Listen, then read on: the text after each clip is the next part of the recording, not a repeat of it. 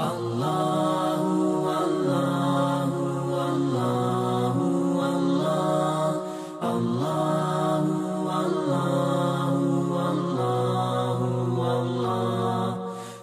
Ano ba ang totoong relihiyon? Islam. Elaborate. Barakallahu. Masya Allah. Yung tanong mo, kabayan, sincere ba sa puso mo? Opo. Naghahanap kayo ng tunay na reliyon? Kung hindi ako nagkakamali, baka mga brother dito, sabihin ko 50% balik Islam. Wallahi, sumpaman kay Allah, dumating sa buhay namin yung napakalaking tanong, ano ba ang tunay na reliyon? At kung hindi tayo sincere sa paghahanap ng tunay na reliyon, hindi bibigay ng Diyos. Pero kung sincere yung puso natin, kasi halimbawa na, 40 years old ka na, 35 years old ka na, at hindi mo kilala yung tunay na Diyos, hindi ka ba mag-iisip? Ano ba ginagawa mo sa mundo?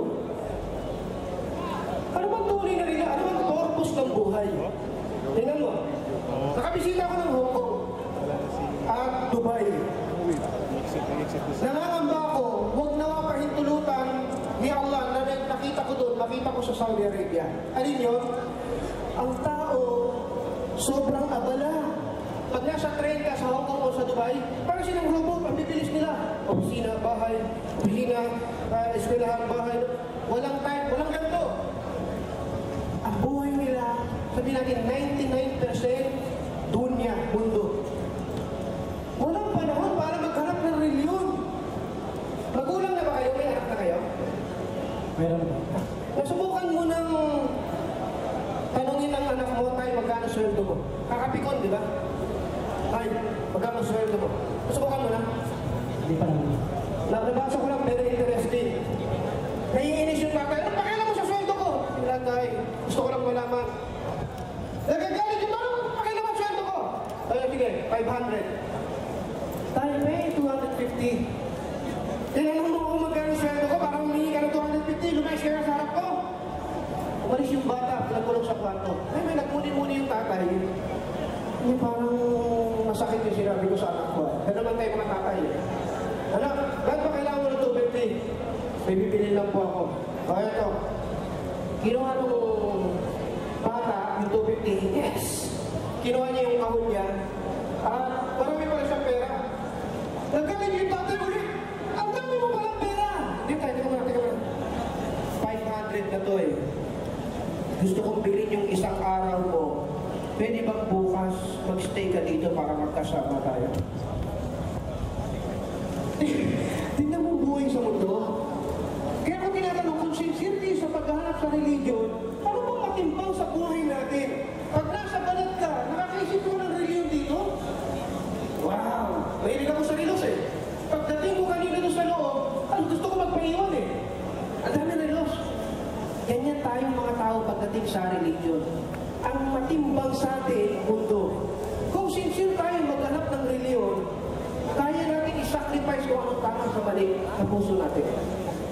Kaya natin i-sacrifice. May sinabi siya sa Quran, Inna dina inda Allahil Islam. Katotohanan na ang religion sa harap ng Diyos ay ang pananampalatayang Islam. Ngayon, pag ang tao nagreliyon, anong benepisyo sa kanya? Pag ang tao naging totoo sa kanyang reliyon, may benefits ba para sa'yo? Well, Pero ano yun na tayo? naging totoo ng tao. Yes, marami. Pero yung pinakamalaki, Pinagpala ka. isa yun. Pero ito sasang-ayon ka. Magkakaroon ka ng kapayapaan, pagsuko, pagtalima, ang sarap ng tulog mo kesa sa taong hindi nagre-reliyon. Halimbawa, natagpuan mo ang tunay na reliyon, nakilala mo yung Diyos, sinamba mo siya, lumipas yung isang araw at nagampanan mo yung obligasyon mo sa Kanya. Kaysa sa isang tao na hindi niya alam kung bakit siya nasa mundo. Pag pinagkumpara mo yung tulog nila, mahimbing yung tulog ng taong nagampanan niya yung kanyang obligasyon sa Diyos. Ang buhay, sinasabi natin, yung bagay na hindi napunta sa tama niyang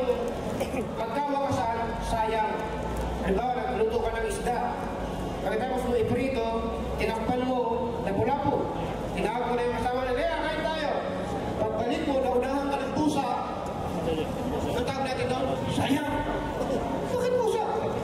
Kasi pinrepair mo to para sa inyo, sa tao. Kung kinain ng pusa, sayang. Pero kung kayo nauna, nakain yung lamang at kinain na ng pusa, kanya na yun. Hindi na sayang yun. Sobra ka naman. Ganon din, alam mo, may bago kang t-shirt. Imported. Pag uwi mo sa bahay, ginawang basahan. Hindi mo managamit. Magagalit ka, hindi. Magagalit ka. Sayang. Eh bago yan, hindi ko pa nga nagamit yan eh. Isa ka lang ba? Yung anak natin, dahil sa pagmamahal, pag nag-request, remote control car, bibilihin mo kahit mahal.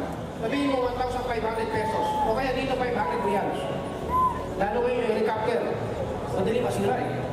Bibilin mo, kahit alam mo 3 days sira yun. Tama, di ba? Bibilin mo. Bakit? Masasahin ang anak mo eh. Kaya nga nagpapakahirap sa Saudi Arabia eh. Para pag nasira ng anak mo, sumaya naman siya, okay lang. Pero yung nanay, naglalaba, bumili ng 70 pesos na timba, pinaglaruan ng anak mo na, nabasag, galit na galit yung nanay. 70 pesos lang yun. Bakit? Kasi yung timba, hindi naman yung intended para paglaruan ng bata, kaya sayang pag binutas niya. Tama ka mali. Yung remote control na laruan, kahit masira yun, okay lang. Kasi yun ay para paglaruan at sirain ng ating anak kahit mahal. Ito malaki. Yung buhay na hindi napunta sa dapat niyang kalagyan, sayang, di ba? Alam niyo, may mga tao na buhay sa mundo hindi kumalala sa Diyos. Hindi nakapagsalita ng Bismillah. Hindi nasabi yung Alhamdulillah. Saan naubos buhay? Sa sugal, sa paligsahan na walang kapararangan. Kapatid, kung ayaw mong masayang yung buhay mo at gusto mong magkaroon ng dahilan, alamin mo muna, Diyos ko. Naniniwala ka sa Diyos eh. Ba't ako nandito? Anong purpose ko? Ba't ako nagsakti? Ba't ako nagpamilya? Anong purpose ko? Hanggat hindi mo masagot yan, nanili ka siksik sa paghahanap ng katotohanan, nananatili ka naglalakad sa wala. Hindi mo alam kung anong mangyayari. Hindi mo alam kung anong susunod. Pero kung sincere ka, kabayan, pagkatapos mo makilala yung Diyos, lahat tayo naniniwala sa Diyos eh. Pagkatapos mo makilala yung Diyos, anong gusto mo sa akin?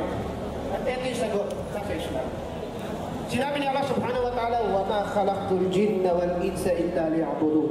Nilikha ka lang ng Diyos para siya sabbahin mo. So kung naghahanap tayo, ano ang tamang reliyon? Ibahin ko yung termino. Baka sinabi natin Islam, kasi inang religion nila eh.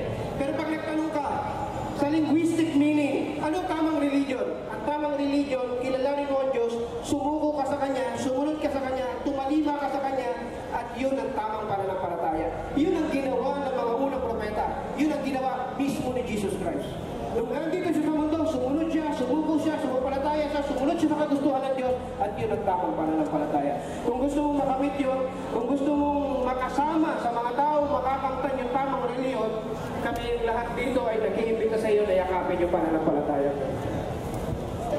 Ngayon, kabayan, kung meron kayong pag-alinlangan at maaaring makatulong kami, mas maganda hanapin niyo sa puso niyo. Sa mga pinaliwanag namin dito, simula kaninang umaga, ano bang nakita niyo mali? Meron ba kaming pinaliwanag dito na lumalabag sa kadandahang asal o sa katwiran ng tao? Meron ba? O wala? Kung wala, okay. Kung wala, ano yung dahilan para hindi natin yakapin itong pananampalataya ito?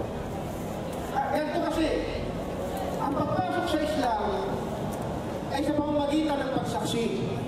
Wala dito bautismo, hindi kayo lulubog sa tubig, hindi kayo schedule first class, second class, third class, wala. Relasyon mo to sa Diyos eh. Relasyon mo sa Diyos. Kaya sasaksi ka, kami dito, saksi din. Na pagdating sa araw ng pag-uukam mo, yung kabayan namin, nakamaong, naka-yellow, nagsyada, natatanda ko sa balad. Saksi lang kami. Pero sino nangyari doon? Ikaw. At paano maging Muslim? Sasaksi ka na ang Diyos ay si Allah. Naniniwala ka bang ang Diyos ay si Allah? Maaaring sasabihin ng kabayan natin, kasi bago pa na ako sa Saudi, hindi ko makilala si Allah. Mali. Kung ikaw ay Kristiyano, sasabihin ko sa iyo, 100% kilala mo si Allah.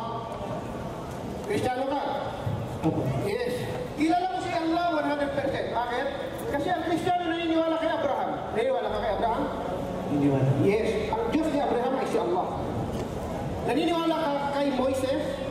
Opo. Yes. Ang Diyos ni Moises ay si Allah. Naniniwala ka kay Jesus? Hindi wala. Si Jesus may tinawag na Diyos? Si Allah yun.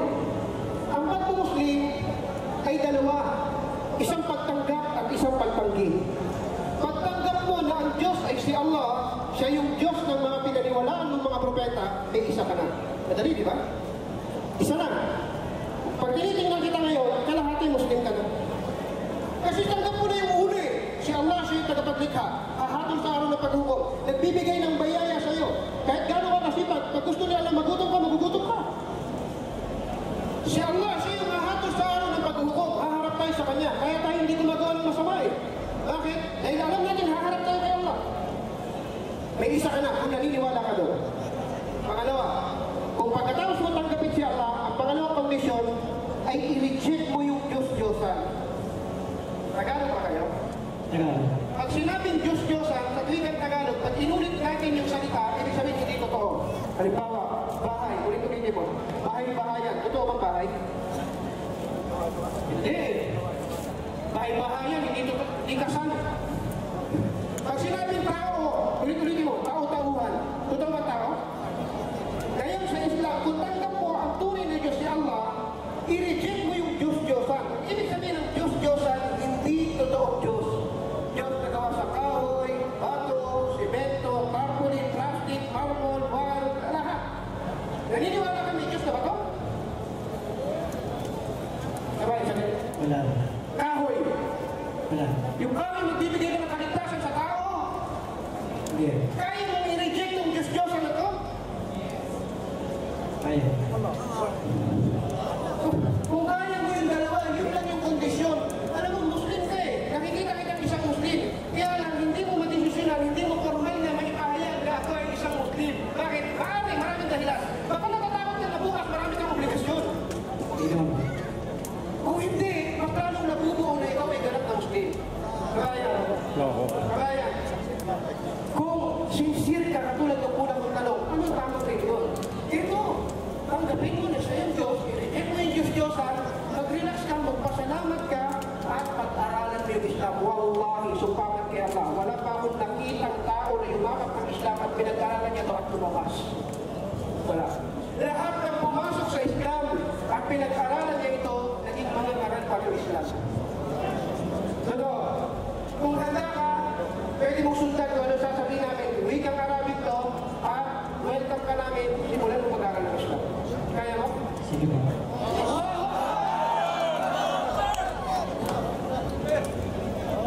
Wikang Arabic, sundan mo, tagalogin natin. أشهد Asyadu. أن لا Allah. إله Ilaha. إلا الله Illallah. وأشهد Asyadu. أن Allah. أن Anna. محمدا Muhammadan. رسول الله. Rasulullah. تكبير تكبير تكبير. Ayan, tagalogin natin para mas malinaw ha. Sabihin mo, ako'y sumasaksi Ako'y sumasaksi na walang ibang Diyos na walang ibang na dapat sambahin dapat sa maliban maliban si Allah. Si Allah. At ako'y sumasaksi at ako'y na si sumasaksi Muhammad na si ay Muhammad kanyang propeta ay kanyang paghuling sugo. at huling At ako'y sumasaksi at ako'y na si sumasaksi Jesus, na si Jesus anak ni Maria, anak ng Maria ay sugo ay sugo at lingkod ni Allah. at ikot niya.